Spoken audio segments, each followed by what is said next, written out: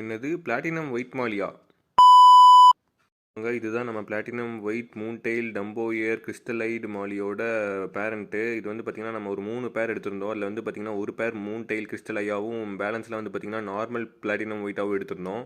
ஒரு கெட்ட விஷயம்னு வந்து பார்த்திங்கன்னா நம்ம எடுத்து கொஞ்ச நாள்லேயே வந்து பார்த்திங்கன்னா அந்த கிறிஸ்டலைடு வந்து இறந்துருச்சு. வந்து பார்த்திங்கன்னா நம்ம இந்த பேரண்ட்டை வச்சே நம்ம வந்து எடுக்கலாம், இந்த பிளாட்டினம் ஒயிட்லாம் எடுக்கலாம்னு சொல்லி எடுத்தோம்.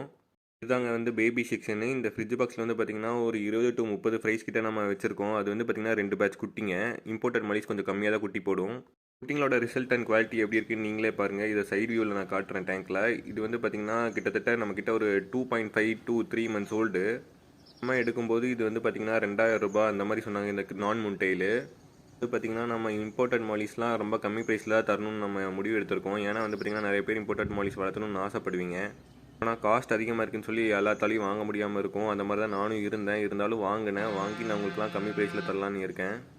இது வந்து பார்த்திங்கன்னா நீங்கள் எதிர்பார்க்கறத விட ரொம்ப ரொம்ப ரொம்ப அஃபோர்டபுள் ப்ரைஸில் தான் நான் அது கொடுக்க போகிறேன். நீங்கள் வந்து வேணும்னு நினச்சிங்கன்னா நம்மக்கிட்ட வாட்ஸ்அப்பில் காண்டாக்ட் பண்ணுங்கள். நான் உங்களுக்கு இதோட price details and size details எல்லாம் உங்களுக்கு நான் சொல்கிறேன். இம்போர்ட்டட் மாலிஸ் வந்து பார்த்திங்கன்னா நம்மக்கிட்ட இன்னொரு 3 to 4 வெரைட்டிஸ் இருக்குது.